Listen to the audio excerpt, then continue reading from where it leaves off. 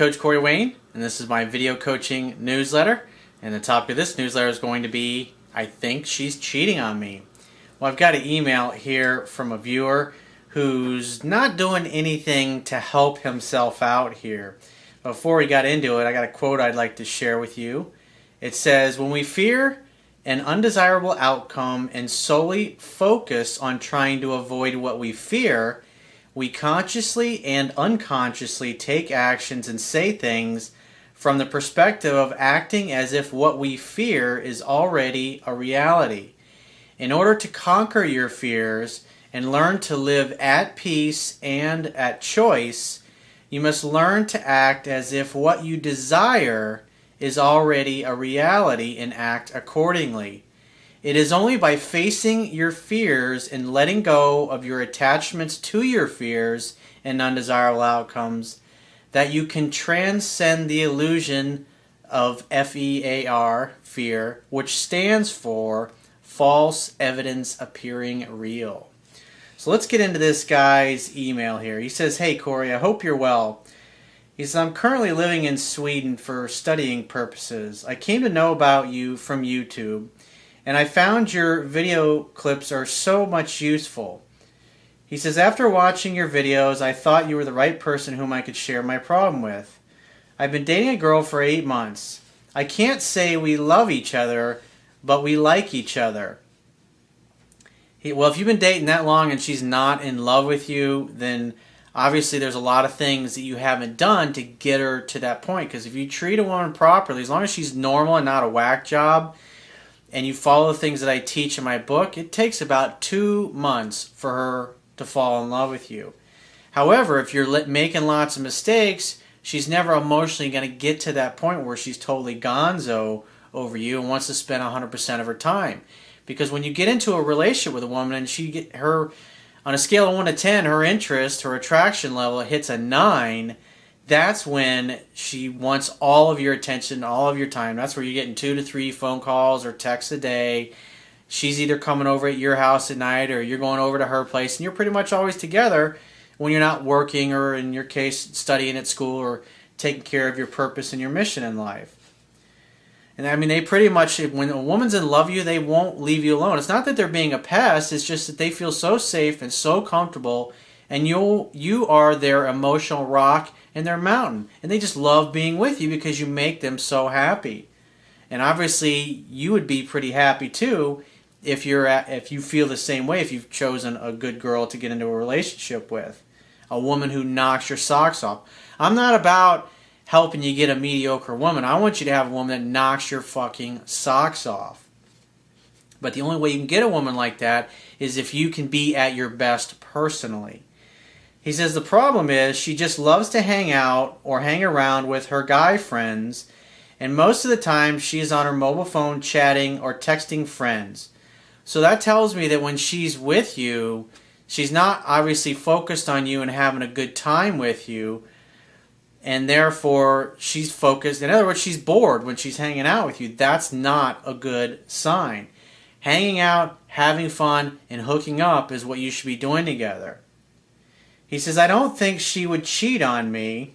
We have a good relationship, I suppose, because she always talks about our future, having kids and good stuff like this. But somehow I feel inside that she might be cheating on me."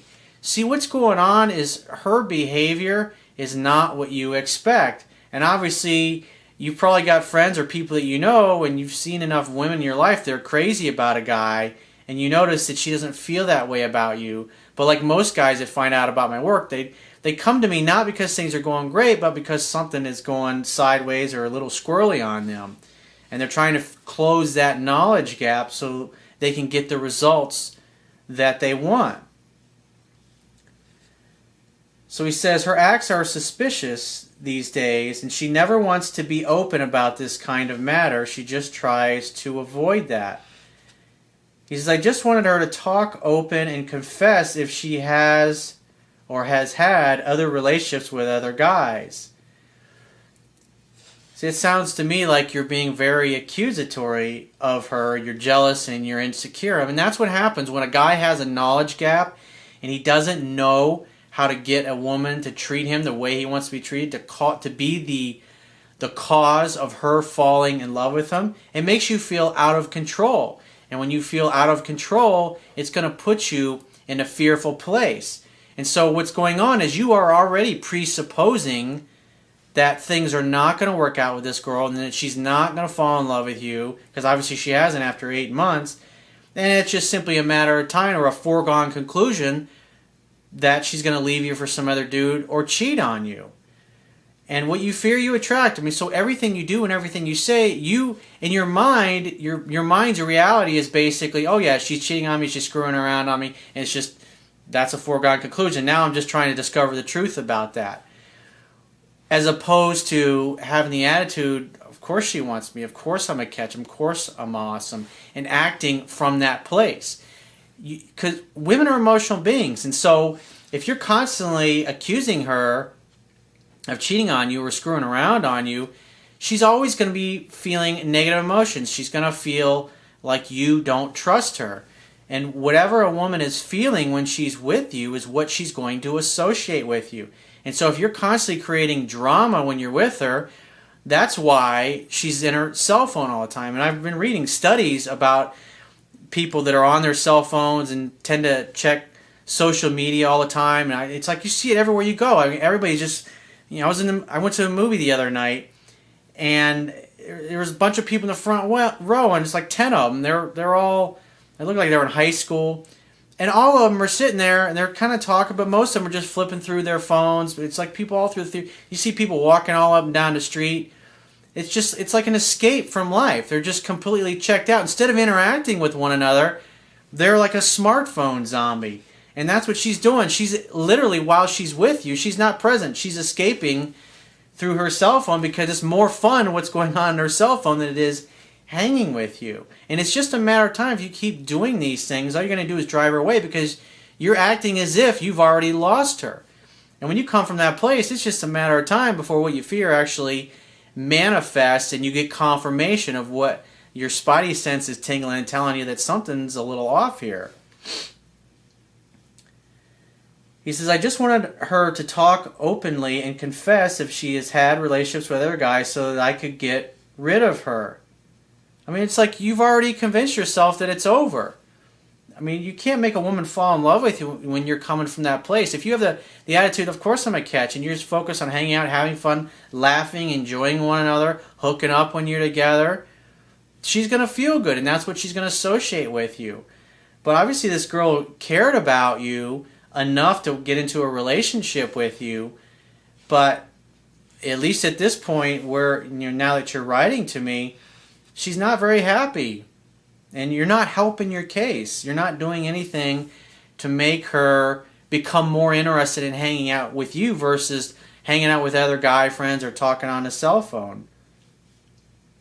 He says she thinks I'm always jealous. That's a shock. He says, but she flirts with other guys in front of me, and that makes me uncomfortable. When women sense a weakness in you, when they sense a chink in your armor, they're going to do things like that because she sees that it totally diminishes you and causes you to come unglued. If a woman's doing that, and this is your girlfriend, you tell her once, you say, you know what, it's like, it's really rude for you to go over and start flirting and talking with this guy instead of introducing me to him and then just kind of ignoring me. And the only way our relationship is going to be a success long term is if you meet somebody like that, you introduce me to this person and include me, as opposed to kind of rubbing him in my face. And you tell her that in a loving way, but if she continues to do it, you say, look, I'm going to take off. If you want to stay here, great. I'm out of here. I don't like the way you're treating me, and this is totally not fucking cool. This is not what I had in mind. So you can come with me, or you can leave, or you can stay here, and you can call me when you want to apologize and start treating me properly. You don't see me throwing other women in your face or flirting with other women in your face. But what's going on here is that she does this stuff and there's no consequences. You just sit here and put up with it by your presence. Because when you get disrespected by a woman like that, and you got to tell her, you got to say, this is not cool. And if she doesn't stop, then see you later. I'm out of here. Call me when you want to be sweet and you want to apologize to me, because that's totally unacceptable. That is a deal killer to me. You're not standing up for yourself. You're not acting like a man, and that's why she continues to do it, because she doesn't respect you. And if a woman doesn't respect you, she will never love you. He says, recently I found out that she's been hanging out with one guy, one of her just friends group, all day long. She even stayed at his place till late night. Well, that's definitely not a good sign. He says, when I confronted her about that, she answered that he was her good friend and already he's engaged to another girl. Maybe true, maybe a bullshit story. The idea is, if you're around her and you know this guy, you should know what's going on with his particular situation. But see, that tells me that she has more interest in hanging out and sleeping over at some guy friend, supposedly, house than hanging out with you. You look at what her actions are. She's choosing to be involved in her cell phone and involved with other guys in front of you, whether there's anything going on or not. That's beside the point. You just look at her actions. What is she doing? She's spending more time involved in other things as opposed to being involved with you. And obviously, if you don't like that, tell her. And if she doesn't change, she doesn't stop her behavior immediately, it's like, well, I'm out of here. You're being rude, and this is not cool. And unless this behavior changes, we ain't gonna work out. It's disrespectful and it's rude. You gotta let her know that. Not be a dick about it, but tell her in a loving way that you ain't gonna put up with that shit. If she wants to keep you in her life, if she values you, she needs to treat you with respect and treat you like she appreciates you. But you just sitting there and bitching about it, but not doing anything about it.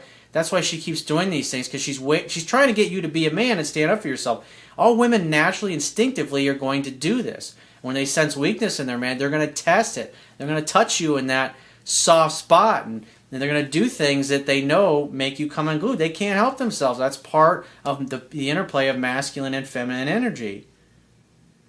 As you've probably heard me say, the whole purpose of all relationships is you go there to give. You're there to help each other grow and become more. And so you're either going to grow and stand up to her, or you're going to kind of continue to wilt like a dying flower like you've been doing. He says, I wanted her to confess about other guys so that we could go apart and live on our own lives. Well, you should be saying, hey, I'm out of here. This is not cool. If you want to continue on with me and improve what we have, then this shit needs to stop immediately, because otherwise I'm over it.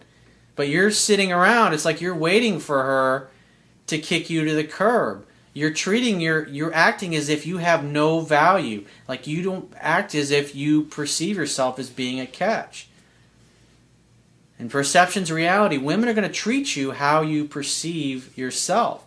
And she's just responding to how you're acting at this point. He says, she's showing affection to me while staying and hanging out with the other guy till late night and saying nothing happened. I like her so much and I'm being totally indecisive and confused. Yeah, men make decisions. If you've been around enough women in your life, you've probably heard enough women talk about how they can't stand when a guy doesn't make a fucking decision. It drives them up a wall. He says, please give me some advice to solve this problem. That's what I would do if I were you, is tell her it's not cool, and if she doesn't stop it, say I'm out of here. Leave the conversation, leave the date, stop calling her, walk away completely. And if she calls you, you say, well, are you ready to apologize to me? Or I want to hear that you're going to cut this shit out because it's not cool. Because if you're not willing to do that, then hey, no problem. We'll just go our separate ways, and I wish you all the best, and good luck in your future endeavors. Give me a call if you change your mind.